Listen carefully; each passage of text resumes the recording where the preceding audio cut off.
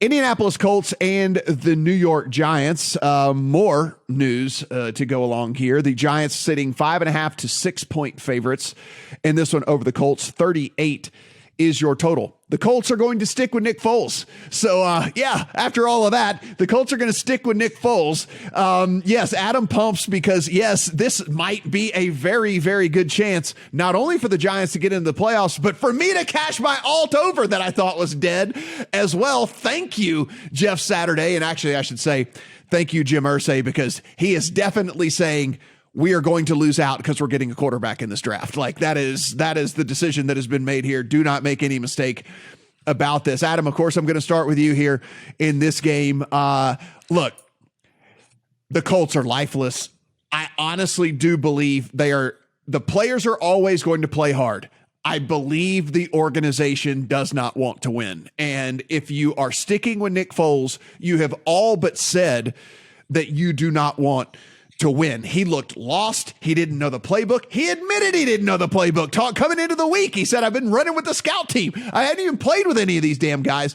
And the Colts are a franchise that actually understands the importance of a franchise quarterback. Let's not forget, they had Manning, they had Luck, and then they've done this hodgepodge over the last four seasons that just hasn't worked out. They have a chance to get one of the top 5 picks in the draft, and I think that they're going to try and secure that. I think your Giants win, Adam, and not only I think that they win, I think this actually could almost be a trucking as well.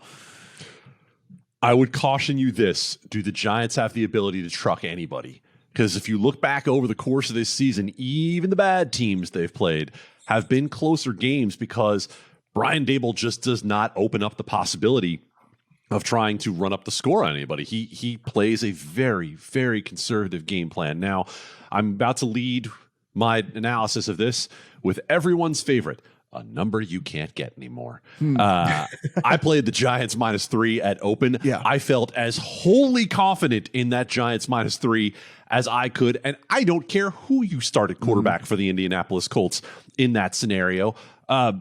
I'll give you Narrative Street for a second, and then we'll get to the actual analysis of this game. This is the Super Bowl for the New York Giants. This is the game they absolutely have to win. They know that they have to win this game.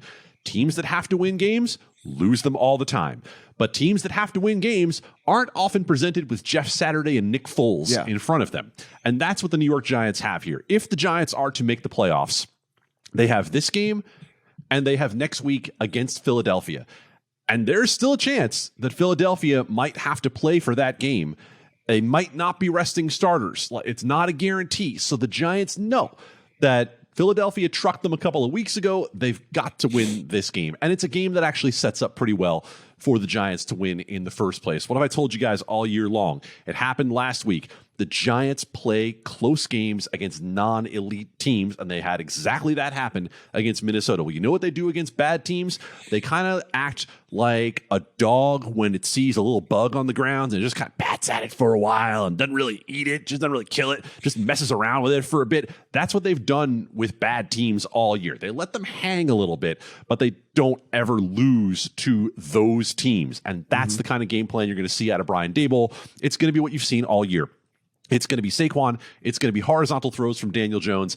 And keep this in mind. What's actually improved for the Giants the last few weeks is what is the worst for the Indianapolis Colts. The pass rush has come around for the Giants. They've gotten healthy on the interior with both Leonard Williams and Dexter Lawrence being there. Azeez Ojulari is questionable to play in this game, but he and Kayvon Thibodeau on the edges have been outstanding over the last 3 weeks for the New York Giants. And we saw Nick Foles not be able to get out of his own way, and that offensive line for the Indianapolis Colts struggle mightily. So where we are right now, the only two things I would look at are, I don't even know if 38.5 is low enough for this total. I think that you're looking at the kind of game you saw with the Colts last week, a 20-3, a 20-7, maybe a 20-10 for the Giants and the Colts. And I think the other way you can go about it is if you're searching for teaser legs and the Giants are out at 6 and you want to play it down to pick, sure, go for it. It's not a Wong teaser. It's not traditional, but I greatly struggle to see how the New York Giants lose this game. Adoree Jackson, unless I'm mistaken, is expected back too, right? Questionable. Yeah. Questionable. So could be back. That would take Michael Pittman out of the equation. Another thing here, the props are going to be listed, here. By the way, we're recording this on Thursday. We typically do it on Friday, recording it on Thursday, getting it out early to you guys so that you can enjoy your holiday. We are looking here at Isaiah Hodgins, who has become kind of the de facto number one receiver for the Giants. 21 of 27 targets over the last 4 weeks for this guy. That's a 77.8% catch rate that he's got going. He's got over a couple hundred yards. He's got a few touchdowns and stuff. It wouldn't surprise me, if he is this kind of like I'm not going to call it a breakout game or anything, but this is the game where he puts up 75 yards, and a touchdown or something like that. So I'm going to be looking pretty hard when the props hit for Hodgins as well, because again, I think this Colts team has quit. What say you, Stephen Anders? I'm going to pump the brakes a little bit on the Giants to cover this spread. Matt, how many games have the Giants won by double digits this year? Yeah, but again, we Zero. we can do that. Zero. We can play this game. But where are the Colts power rated in your rankings? Because I can tell you, for me, they were dead Bottom last. five.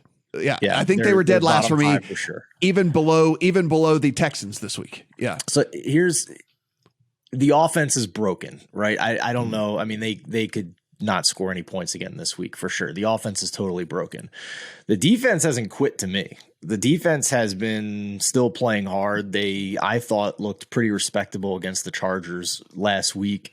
Over the past 4 weeks, they are number 3 in EPA per play.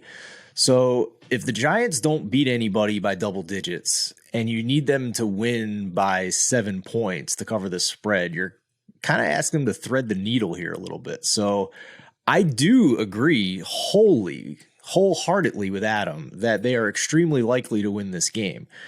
So I'm backing the Giants in this game. I'm just doing it in a different way. I have a money line parlay on the Giants with the Philadelphia Eagles and actually got plus money on it. So not your traditional teaser, but if you find a book where the Giants are 5.5 and you just take the money line instead and pair it with some other team's money line, instead of paying the minus 120 on a 6-point teaser, you might get plus money like I did. So yeah, I'm with you guys that the Giants are going to win this game, but I'm never going to be interested in backing them to win a game by a touchdown. Colts team total is 16.5.